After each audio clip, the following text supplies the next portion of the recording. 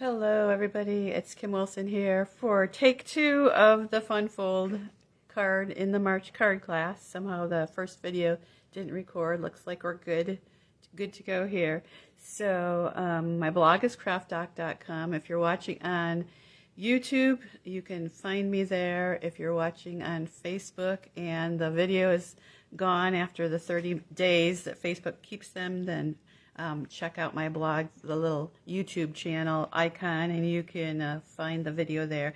Anyhow, our fun fold today is kind of a double flap fold, I guess, is what you would call it. So really cute. Again, we're using Storybook Moments Sweet and Pebbled Path ink, which is retiring very, very soon.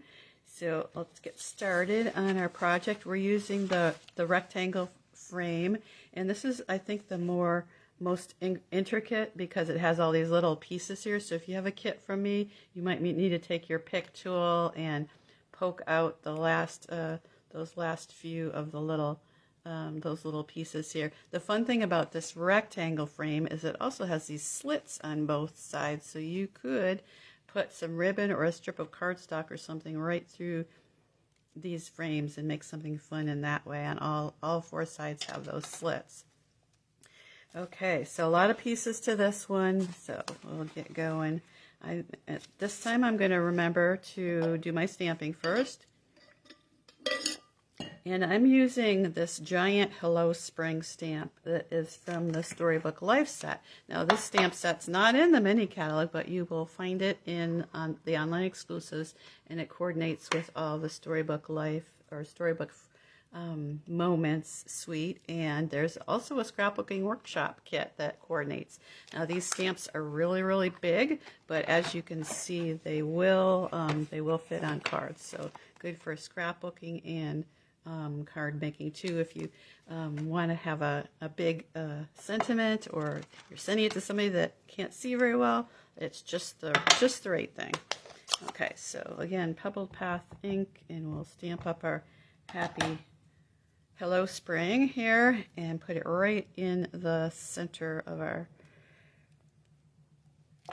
piece that's going to be in the middle there. So on this one I did a small Happy Spring, and that's from the Storybook Friends, and then I stamped a couple of those little garden pieces from Storybook Garden Patch and colored them in with Stampin' Blends markers. So let's get this show on the road here. I've got my cardstock flaps, and they're square with an extra ½ inch to tuck under our panel here. And I guess I should show you the measurements real quick if you don't have the PDFs that are in our private group here. So let's see, I did submit this project to a virtual swap that I do, and so that's why that formatting is a little bit different. And I do have all sorts of fun projects that are available, project tutorials that are available for both my team members, and then also some that are available just for those that purchase from my website. So those are ready to go whenever. You know, at Onstage, we were doing presentations, and they were saying that males are not as good at multitasking as females. And it was true. When the males did their presentations, they'd pause while they were doing things. Although I don't think I'm very good at multitasking either, so I don't think that holds true all the time. Now I'm going to put my flaps on a little close together like that, and a little bit, like this one's going to be a little bit towards the top, that one's going to be a little bit towards the bottom. But I don't want to have them too far apart, because I want them to overlap a little bit like that. So the glue is going to go on this flap, and it might even be better if I had used tear and tape, because it would go on there so nicely. Okay, so there's the large flap. It's going, and we want to put this on that inside panel before we attach it to our card, and then that hides the flap. So that is the purpose for that. And you could make your flaps any size, really. I think I actually change the size of one of the flaps from the sample I was working off of. Okay, I don't want that too far up, so we will scooch that down. I guess that is the advantage of using the liquid glue, is you can move it a little bit. Okay, now we have our two flaps. Our stamping is done. Oh, I was going to stamp a little bit on the inside flaps. I was thinking this would make a great like picture card or even a mini album if you put some photographs there. We'll put that little bunny that's holding the radish there, and we've got another cute little bunny sitting down here. So, very cute. All right, hello spring. All right, I think we can put it on our card base now. We're safe to go. Stamping is done. Squiggle that glue, but not too much. Okay, again, I'm using the basic beige, which really goes nicely with this plaid paper from the Storybook suite.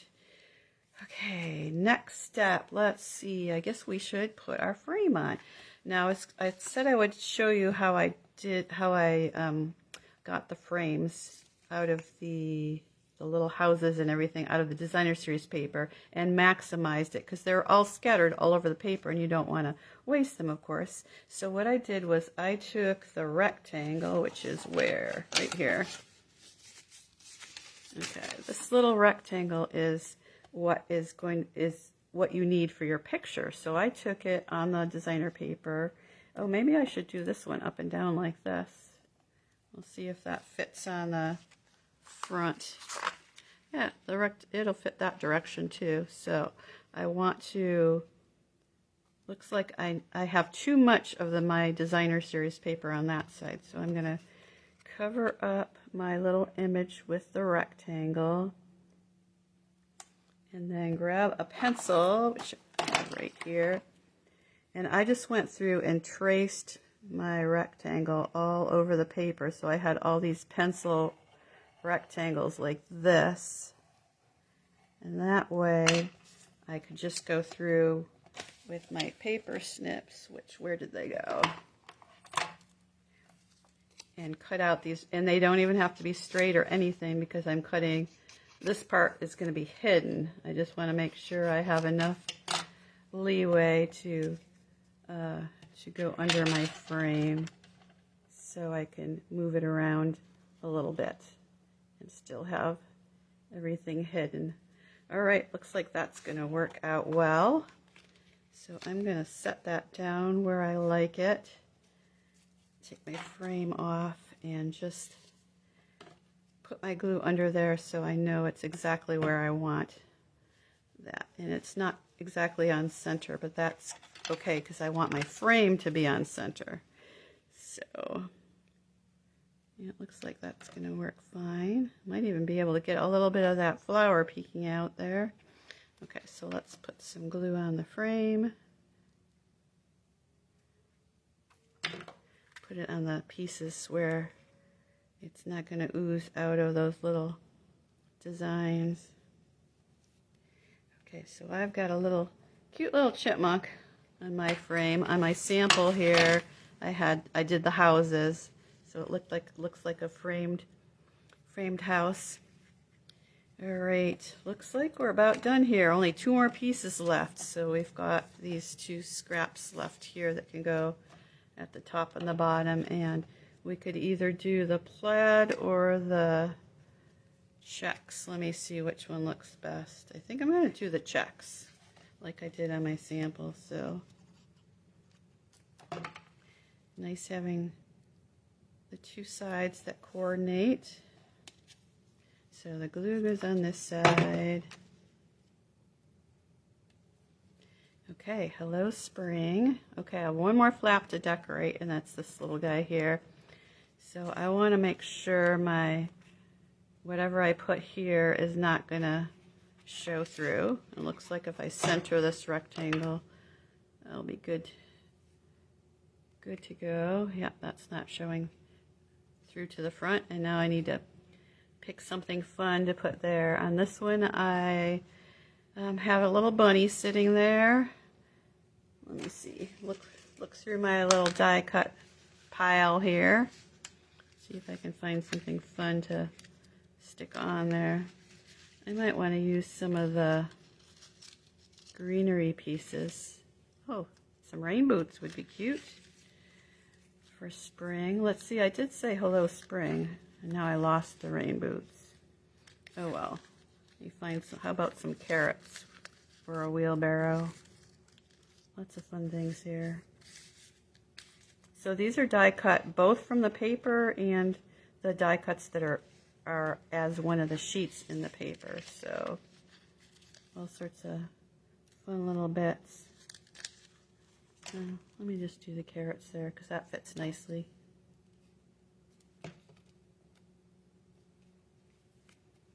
So there's my harvesting chipmunk, my carrots, and happy spring. You could also, if you have sentiments that kind of go in a row, you could start with one on the front, put one in there, and then put one in on the inside as well. So sentiments or photographs, lots of different things you could do with this type of double flap card. You can change the sizes, change the orientation, whatever you want to do with that. Lots of fun.